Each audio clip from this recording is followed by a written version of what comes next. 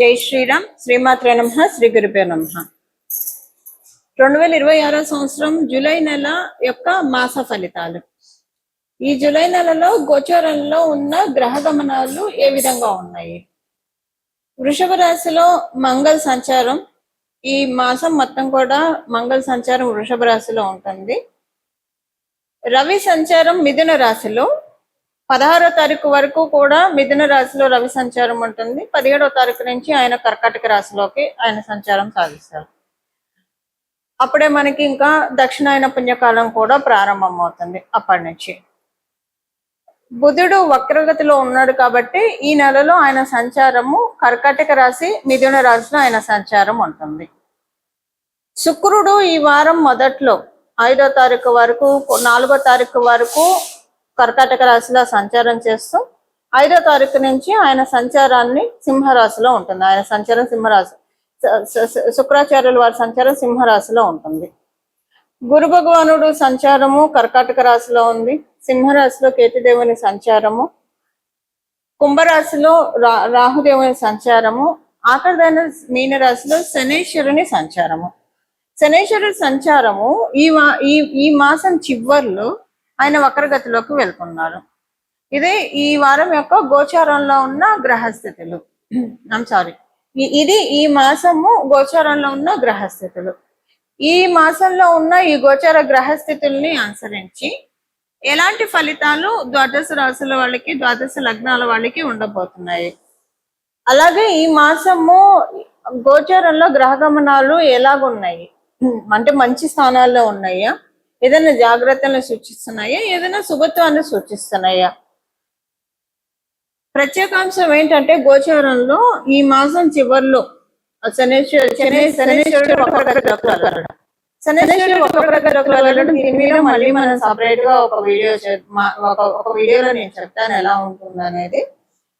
ఇది కొంతమందికి చాలా బాగా ఉంటుంది. ఏలినాడులో ఉన్న వాళ్ళకి బాగా ఉంటుంది. ఇప్పుడు వక్రగతి అష్టమ శ్రేణిలో ఉన్న వాళ్ళకి బాగా ఉంటుంది. అర్ధాష్టమ శ్రేణిలో ఉన్న వాళ్ళకి బాగా ఉంటుంది.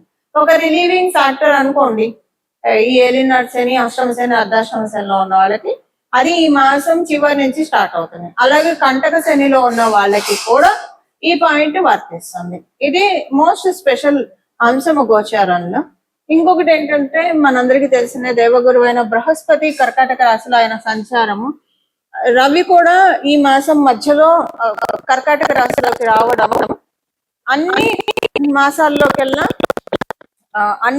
అన్ని రాశుల్లో ఆయన సంచారం కంటే కూడా దేవగురువు అయిన బృహస్పతి సంచారము కర్కాటక రాశిలో, ధనుసు రాశిలో మీన రాశిలో ఈయన సంచారం చాలా స్పెషల్ గా ఉంటుంది.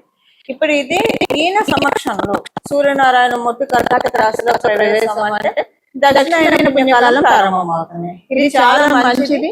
దీని గురించి కూడా మనం ఒక వీడియోలో నేను చెప్తాను. దక్షిణాయన పుణ్యకాలం ఈ సంవత్సరం ఎంత సిగ్నిఫికెంట్ గా ఉంది, దీన్ని మనందరం ఎలా యూటిలైజ్ చేసుకోవాలి, ఇవన్నీ కూడా మనం ఒక వీడియోలో మాట్లాడుతున్నాం. మొత్తానికి అయితే ఇవి ఈ మాసంలో ఉన్న గోచారంలో ఉన్న ప్రత్యేక అంశాలు. ఇప్పుడు నేను చెప్పినట్టు శుభత్వాన్ని సూచిస్తుంది కదా. శనేశ్వరుడు వక్రగతిలోకి వెళ్ళడం కొన్ని రాశుల వాళ్ళకి నేను చెప్పాను కదా. ఏలినాడు శనిలో ఉన్న వాళ్ళకి, అష్టమ శనిలో ఉన్న వాళ్ళకి, అర్ధాష్టమ శనిలో ఉన్న వాళ్ళకి, కంటక శనిలో ఉన్న వాళ్ళకి వీళ్ళందరికీ ఊరట ఇస్తుంది. అట్ ద సేమ్ టైం వృషభ తులా రాశుల వాళ్ళకి కొంత ప్రతికూలం పూర్తిగా అని చెప్పను, అలాగని అనుకూలంగా కూడా ఉండదు, అలా ఉంటుంది. ఇవి ఈ మాసంలో ఉన్న గోచర గ్రహస్థితులు. అలాగే ఇప్పుడు గోచార గ్రహస్థితులను అనుసరించి ద్వాదశ రాశుల వాళ్ళకి, ద్వాదశ లగ్నాల వాళ్ళకి ఎలాంటి ఫలితాలు ఉంటాయో మనం పరిశీలిద్దాం. వృషభ రాశిలో పుట్టిన వాళ్ళకి, వృషభ లగ్నంలో పుట్టిన వాళ్ళకి మీకు ఈ మాసం అంతా కూడా ఎక్కడ అంటే మామూలుగా మనం కాలపురుషుడు కుండలిలో నుంచి చూసుకున్నా, మీ జన్మ రాశిని అనుసరించి చూసుకున్నా కూడా 3, 4 స్థానాలు చాలా బలంగా ఉన్నాయి ఈ వారం. వరుసగా చూస్తే కనుక మీ దాంట్లో అంటే 4 రాశుల్లో వరుసగా గ్రహాలు ఉన్నాయి. మీ రాశి మొదలుకొని సింహరాశి వరకు కూడా 4వ తారీఖు నుంచి శుక్రాచార్యుల వారు సింహరాశిలో అడుగు పెడతారు కాబట్టి ఆల్రెడీ అక్కడ కేతు భగవానుడు సంచారం చేస్తూ ఉన్నారు కాబట్టి మీ నుంచి 4వ రాశి వరకు కూడా ప్లానెట్ స్ట్రెంత్ చాలా ఎక్కువగా ఉంది. అంగబలం, అర్ధబలం అని అంటాము. అంగబలం అంటే మన చుట్టూ సపోర్ట్ చేసే మనుషులు ఉండడం. అర్ధబలం అంటే విత్తం, డబ్బులు. ఇవి 2 ఏకకాలంలో మీకు వచ్చినట్లు అనిపిస్తుంది. చాలా మంది సపోర్ట్ మీకు అనిపిస్తుంది మీకు ఈ మాసము. ఇంట్లో వాళ్ళ సపోర్ట్ మెయిన్ గా ఉంటుంది. ఇంట్లో వాళ్ళు మీకు స్ట్రాంగ్ పిల్లర్స్, మీకు బ్యాక్ బోన్, చాలా సపోర్ట్ చేస్తున్నారన్న సంతృప్తి చాలా ఎక్కువగా ఉంటుంది. అలాగే అర్ధబలం, ఫైనాన్షియల్ మ్యాటర్స్ లో కూడా చాలా మంచి మార్పులు మీరు చూస్తారు. ఫైనాన్షియల్ క్రైసిస్ లో ఏమన్నా మీరు ఉంటే వాటిల్లోంచి ఈ మాసంలో మీకు ఊపిరి తీసుకునే సిచ్యువేషన్స్ వస్తాయి, వాటిలోంచి బయటపడతారు. ఎవరికైనా మీరు రుణం ఉంటే అవి తీర్చడానికి నేచర్ చక్కగా అవకాశాన్ని కలిగిస్తూ ఉంది. సంతానానికి సంబంధించిన విషయాల్లో చాలా అనుకూలతలు ఉన్నాయి. మీ తల్లిగారి యొక్క ఆరోగ్యం కనుక ఇబ్బందికరంగా ఉంటే ఆమె ఆరోగ్యం ఇప్పుడు చాలా బాగా సెట్ అవుతుంది. ఇంట్లో మీకు చాలా కాలం తర్వాత ప్రశాంతంగా ఉన్నట్లు అనిపిస్తున్నారు. ఆఫ్టర్ ఎ లాంగ్ పీరియడ్ మీకు అనిపిస్తుంది. అంటే గత కొంతకాలంగా మరీ అంత ఇబ్బంది లేదు, అలాగని మరి అసలు బాగున్నట్టు కూడా అనిపించట్లేదు. ఇప్పుడు మీరు ఎవరైనా మిమ్మల్ని సహజంగా కలిసినప్పుడు బాగున్నారా అని అడుగుతారు కదా, మీకేం చెప్పాలో అర్థం కాదు. బాగున్నామని చెప్పాలా, బాగోలేమని చెప్పాలా, అలా ఉంటుంది. మీకే అర్థం కాదు. కొంచెం కన్ఫ్యూజన్స్ చాలా ఎక్కువగా ఉన్నాయి, క్లారిటీ లేదు. చాలా విషయాల్లో క్లారిటీ లేకుండా గత సంవత్సరం నుంచి ఇబ్బంది పడుతూ ఉన్నారు వృషభ రాశి, వృషభ లగ్నాలు పుట్టిన వాళ్ళు. ఈ మాసం నుంచి దాంట్లో ఒక క్లారిటీ వస్తుంది. చాలా ప్రశాంతమైన స్థితిలోకి వృషభ రాశి అలాగే వృషభ లగ్నంలో పుట్టిన వాళ్ళందరూ కూడా వెళ్ళబోతూ ఉన్నారు. అనుకూలతలు చాలా అంటే చాలా ఎక్కువగా చూస్తారు. ఉద్యోగస్తులకి, వ్యాపారస్తులకి సరైన సమయము. వివాహ ప్రయత్నాలు చేయాలనుకున్న వాళ్ళకి కూడా చాలా అనుకూలతలు ఉన్నాయి. ఈ సమయంలో మీరు వివాహ ప్రయత్నాలు చేస్తే కనుక చాలా మంచి సంబంధం, అనుకూలమైన సంబంధము మీకు రావడము. తర్వాత మీ రిలేషన్ చాలా కాలం ఉండడానికి లాంగివిటీ వైజ్ కూడా చాలా ఎక్కువగా ఉంది. ఆరోగ్య సమస్యలు ఏవైనా ఉంటే అవన్నీ కుదుటపడే మాసం ఈ మాసము. మానసికంగా, శారీరకంగా 2 విధాలా కూడా ఆరోగ్యం చక్కగా చేకూరుతుంది. ఇది ఈ మాసం యొక్క గోచర గ్రహ స్థితుల ఫలితాలు వృషభ రాశి, వృషభ లగ్నంలో పుట్టిన వాళ్ళకి. పరిహారము, ఈ మాసంలో చేసుకోవాల్సిన పరిహారము, మనము గోచరంలో ఉన్న గ్రహ స్థితుల గురించి మొత్తం చూసాము, ఎలా ఉంటాయి ఫలితాలు కూడా మనం చూసాము. ఇందులో శనేశ్వరుడు వక్రగతిలోకి వెళ్ళడము ఒక చాలా మంచి విషయము. అంటే వక్రగతిలోకి ఆయన వెళ్ళేది కుంభరాశిలోకి అవ్వడం వలన, అంటే కుంభరాశి వైపే కాబట్టి ఇది ఒక మంచి విశేషాంశము.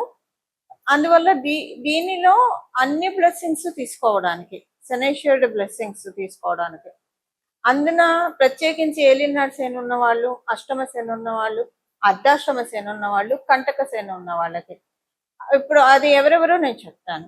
ఏలినాడు శనిలో ఉన్న వాళ్ళు ఇప్పుడు కుంభరాశి, మీనరాశి వాళ్ళకి ఏలినాడు శని ఉంది, కుంభరాశి వాళ్ళకి ఏలినాడు శని ఉంది, అలాగే మేషరాశి వాళ్ళకి కూడా ఏలినాడు శనిలోనే ఉన్నారు.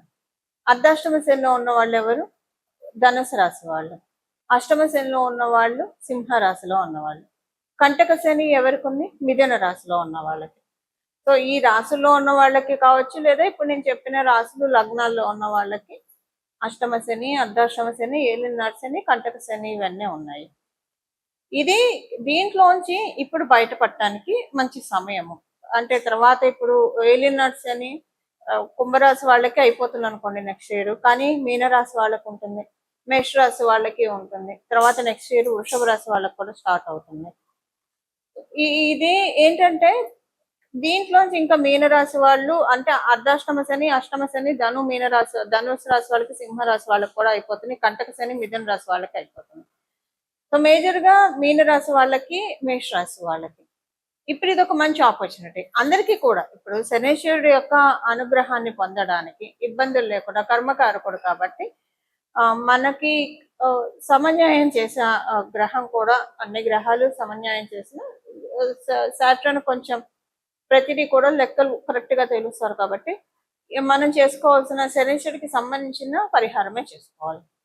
దీనికి బెస్ట్ థింగ్ ఏంటంటే, మీకు మీ ఇంటి దగ్గర ఏదన్నా భద్రకాళి అమ్మవారి ఆలయం ఉంటే ఆలయాన్ని దర్శించి రావడము, అలాగే విష్ణుమూర్తి ఆరాధన లేదా పరమశివుడికి ప్రతిరోజు సాయంత్రం పూట ఈ మాసం మొత్తం కూడా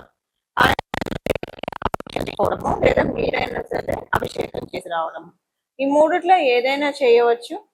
అసలు ఇవేం చేయలేమని అనుకున్న వాళ్ళు ప్రతిరోజు మీకు ఏ గుడి కుదిరితే ఆ గుడికి చెప్పులు లేకుండా కాళ్ళకి వీలుంటే, మీకు అవకాశం ఉంటే కనుక కాళ్ళకి చెప్పులు లేకుండా వెళ్ళి దర్శనం చేసుకున్నాను. అవకాశం లేని వాళ్ళు, అంటే కొంతమందికి షుగర్ ఇలాంటి ప్రాబ్లం ఉన్న వాళ్ళు చెప్పులు లేకుండా నడవలేరు. సో అలా మీకు ఆరోగ్యరీత్యా ఇబ్బందులు ఉంటే చెప్పులు వేసుకొని వెళ్ళవచ్చు. బట్ వీలుంటే ఈ మాసం మొత్తం కూడా ఏదో ఒక దేవాలయానికి ప్రతిరోజు కుదిరితే ఒకటే టైంలో దర్శనం చేసుకోండి, చాలా మంచి ఫలితాలు వస్తాయి. ఒకవేళ ఒకటే టైంలో చేసుకోవడానికి కుదరలేదు, మీరు పొద్దున్న సాయంత్రము మీకు ఎప్పుడు కుదిరితే అప్పుడు, సాయంత్రం అయితే మళ్ళీ స్నానం చేసి శుచిగానే వెళ్ళాలి దేవాలయానికి. ఉదయాన్నే అయితే స్నానం చేసి ఉదయాన్నే అయితే ఇంకా బెస్ట్. సో మీకు ఏ టైంలో కుదురుతుంది ఆ టైంలో మీరు దేవాలయానికి వెళ్ళడానికి ప్రయత్నించండి. ఇప్పుడు నేను చెప్పిన వీటిలో ఏదైనా చేసుకోవచ్చు, లేదా రోజు లలిత సహస్రనామం చదివినా కూడా మంచి ఫలితాలు వస్తాయి. వీటిలో ఏదైనా చేసుకుంటే కనుక శనీశ్వరుడు మంచి ఫలితాల్ని ఇవ్వడానికి చాలా చక్కటి, అంటే ఇప్పుడు ఉన్న ఈ వక్రగతిలో ఉన్న శనీశ్వరుడు చాలా మంచి రిజల్ట్స్ ఇవ్వడానికి అందరికీ కూడా అవకాశం చక్కగా ఉంటుంది. ఇవి ఈ మాసం యొక్క గోచర గ్రహస్థితులను అనుసరించిన ఫలితాలు, అలాగే తదనుగుణంగా చేసుకోవాల్సిన పరిహారం. ఇలాగా మనందరం కూడా భగవత్ కృపకి పాత్రలు అవ్వాలని చెప్పి మనస్ఫూర్తిగా నేను కూడా పరమశివుణ్ణి శిరస్సు ఉంచి ప్రణామం చేస్తూ మంగళం. నమో భగవతే వాసుదేవాయ.